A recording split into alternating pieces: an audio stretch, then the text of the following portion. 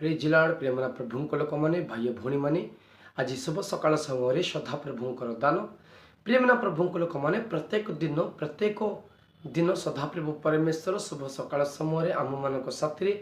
नूतन नूतन कथा विधि आम मान साथी अनेक थर कथा होती हालेलुया। चलते प्रेमना प्रभुंकर लोक मैंने आज यही शुभ सकाल समय सदा प्रभु परमेश्वर आम मान साथी मुखामुखी कथबार्ता होती हालेलुया। चलते प्रेमना प्रभु लोक मैंने से दिन इस्राएल मान साथी सदा प्रभु मुखामुखी कथा है परी आज आम मान साथी प्रभु सेवक मान द्वारा वाक्य द्वारा आम मान साथी मुखामुखी कथा होती हालेलुया। चलते प्रेमना प्रभु लोक मैंने वाक्य को जीवा पूर्व आनी प्रत्येक लोक मैंने बाइबल खोलतु पुस्तक आनी लोक मैंने पुस्तक प्रभुंर वाक्य लिखतु अन्य व्यक्ति कहवाई सदा प्रभु परमेश्वर आपन को साहाय्य करेंगे हालेलुया। चलते प्रेमना प्रभु लोक मैंने यही समय ये कृपा अनुग्रह मत प्राप्त कर सदा प्रभु को सर्वप्रथमे धन्यवाद जनाऊँगी। शुणुवा प्रत्येक लोक मानू प्रभु नाम मुझे प्रेज जनाऊँगी हालेलुया। चलते वाक्य कहवा समय कौ मैंने अन्य मस्तिष्क रुह ना प्रभुंर वाक्य उत्तम वाक्य प्रभुंर वाक्य जीवन अच्छी प्रभुंर वाक्य शक्ति अच्छी प्रभुंर वाक्य मृत्यु होता लोक मान जीवन प्राप्त पाँच हालेलुया। चलते प्रेमना प्रभु लोक मैंने आज वाक्य को जीवा आज प्रसंग यहीपरि अच्छी प्रेमना प्रभु लोक मैंने क्यों व्यक्ति को सदा प्रभु आशीर्वाद करेंगे हालेलुया। क्यों व्यक्ति को सदा प्रभु आशीर्वाद करेंगे आम से विषय जाना प्रेमना प्रभु लोक मैंने गीत संगीता 109 अध्याय 17 पद पढ़ा।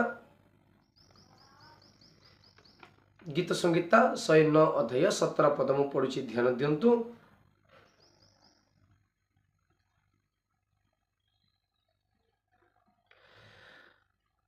आहुरी से अभिशाप भल पाइला और ताहा प्रति घटिला और से आशीर्वाद रे संतुष्ट हेला नहीं एणु ताहा ताहाठारु दूर हेला। प्रभु को महानाम धन्यवाद हो। प्रेमना प्रभु को लोक माने ए वाक्य हमको कौन बुझे बाले आज अनेक लोक मानकर कौन मंद हो बोले कि भावुंट अनेक व्यक्ति मान कौन कहूँ असुविधा हो मंद कार्य हो जीवन में मंगल न हो जीवन में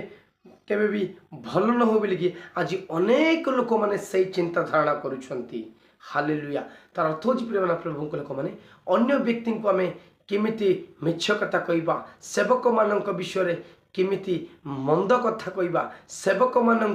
केमिति आम भूल रास्ता नेबा से चिंता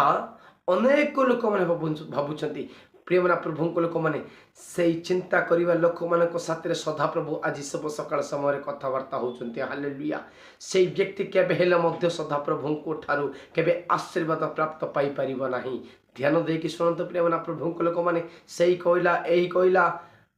आज अनेक लोक मैंने से भावना पड़ुंट जीवन में केबे पुष्प फूल भी केबे हम ना जीवन में केबे मंगल देखिपारे ना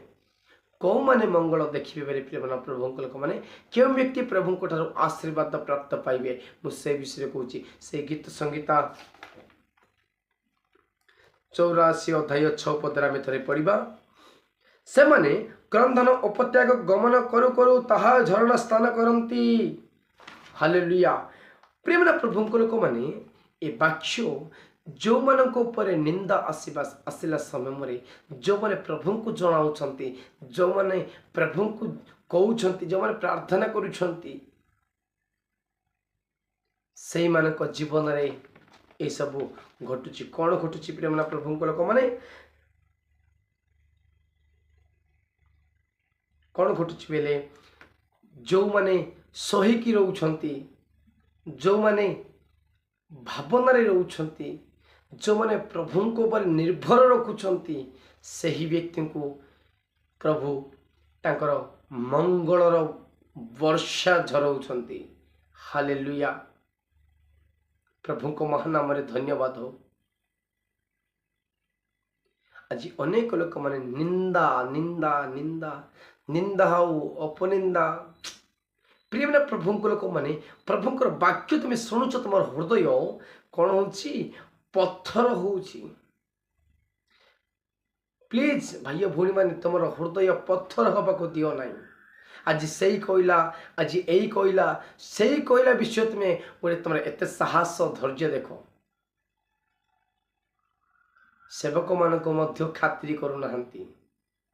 हालेलुया जागत्र कहीकि केवे कई भल पड़ी ना कि भल पड़े ना कौन पे बेले ताके सेवक प्रभुंकर सेवा करुछंती आज अनेक लोक मान विषय प्रार्थना करुछंती सेवकर कर्तव्य कौन प्रार्थना करवा सेवकर कर्तव्य कौन अन्य व्यक्ति प्रभु सन्निधि डाक करवा और सेवक मान विषय आज एत गुड़िए निंदा कथा अपनिंदा कथा प्रेम प्रभु को मनुष्य मैंने कौथे सीना किसी करें ना हालेलुया प्रभु ये कहते प्रभु कहते सेवक मैंने प्रभुंर मार्ग चलवा लोक मैंने प्रभुंर आज्ञा शरण करवा लोक मैंने सेवक मैंने प्रभुंर कथा मानिबा सेवक लोक मान किसी किसी कौन असुविधा हम ना हालेलुया कौन पाई प्रभु सदा प्रभु मान साथी आज रही हालेलुया चलतु द्वितीय विवरण आम पढ़ा गोथर 28 अध्याय 1 पद मु आज सदाप्रभु तुम परमेश्वर जो जो आज्ञा तुमको आदेश करुँच से सब मानवाई करने तुम्हें जदि तुम्हें ताहांकर रबरे जत्न पूर्वक कर्णपात कर तेरे सदाप्रभु तुम परमेश्वर पृथ्वी समस्त विषय लोक मान अपेक्षा तुमको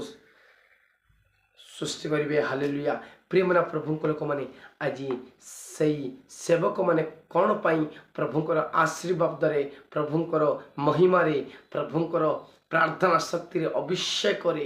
कौन पाई परिपूर्णता था बेले राबा शखला धुरारी खमदरारी खला धुरारी बाला बादरा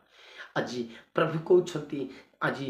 जो कौ मैंने प्रभुंर आज्ञा मानुंट बेले जो मैंने धार्मिक लोक मैंने प्रभु को जो मैंने भय करुँच प्रभु को जो मैंने आदर करुँच प्रभु को जो मैंने प्रेम करुँच प्रभु आशीर्वाद करुँच हालेलुया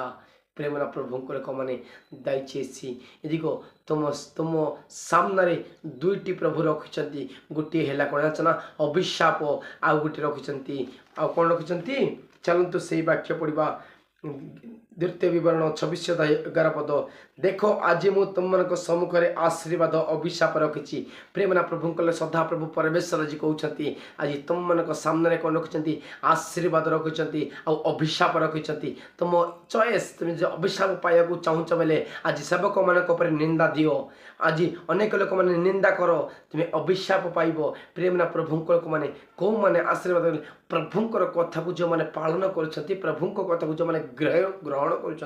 जो मैंने प्रभु कथा अनुसार जो मैंने चालीचलन कर प्रभु को से सदा प्रभु परमेश्वर आशीर्वाद प्राप्त करेंगे ये छोट वाक्य तुम हृदय सफल हो ये वाक्य सुनते लोक मान हृदय परिवर्तन हो जीशु के नाम प्रार्थना कर मागुची आमेन आस्ते प्रत्येक लोक मान सदा प्रभु नाम में मो फिर लॉर्ड हालेलुया।